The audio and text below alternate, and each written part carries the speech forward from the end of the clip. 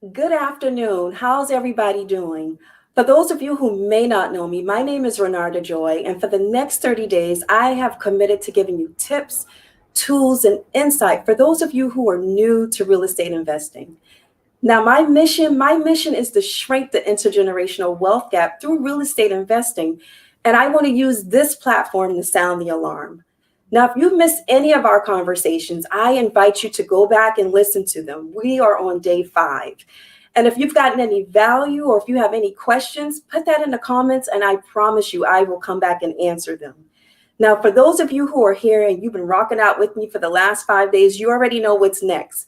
Before I get started in today's conversation, I want to know who's here, where you're from, and if you've gotten any value from what we've talked about so far, I want you to share that in the comments. Now, today, I want to talk about having financial imposter syndrome. Yes, that's a thing.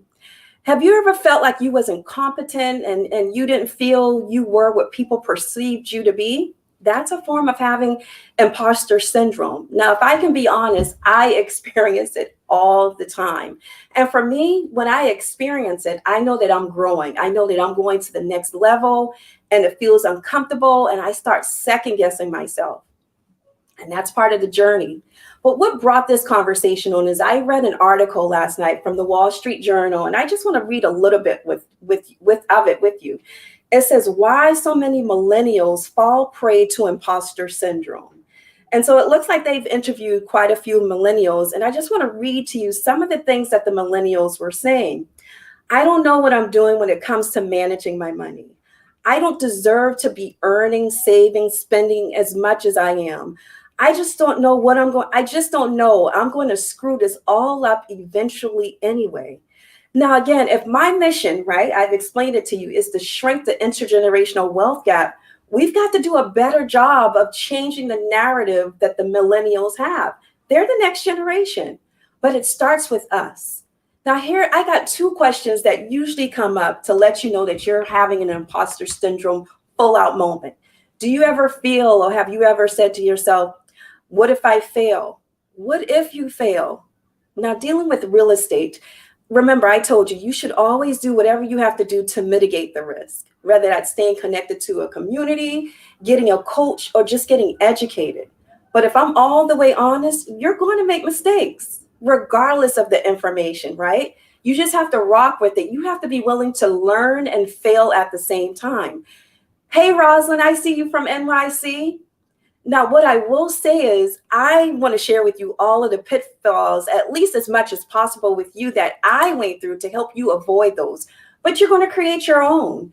And remember, we're supposed to be leaving a blueprint for the next generation so that they have more answers than questions. We don't want them to feel like, why bother, right? We got to be able to take that helm to say, we got to draw the line in the sand and say, we got to change our mindset. The next thing that you may say is, what will people say? Well, what will people say? They're always going to have something to say, good, bad, or indifferent. Now, if you haven't gone back to the conversation in number 1, we talked about having a legacy mindset. Go back and review that. Remember, I told you have to define your why, because your why is going to help you when it gets tough. And it's also going to help you when people start talking in your ears, right? Maybe you're the first person in your family to ever invest. Maybe there's nobody in your inner circle that's talking about investing. Again, it's important to be connected to a community of like-minded individuals to help support you through that. You can't do it alone. Real estate is a team sport. So me and my community, we make ourselves available to you. Now, I hope that this has been helpful for you. But I want to know if you have some tips or tricks of how you deal with imposter syndrome when it comes up, because it comes up every stage of your life. You get a form of it. I want to know how you work through it. And if you're watching this outside of my business Facebook page, I invite you to come and join. But again, I don't want you to join for the likes. I want you to join so that we can get together and figure out a game plan together of how we're going to shrink the intergenerational wealth gap. I don't want the millennials to feel like, why bother? And I'm sure you don't either, or you wouldn't be here.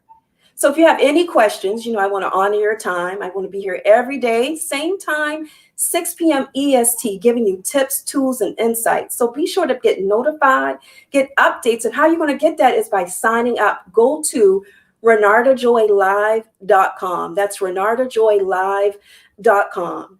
You have a good night, and I can't wait to hear and read what are some of you doing to deal with imposter syndrome. Have a good night.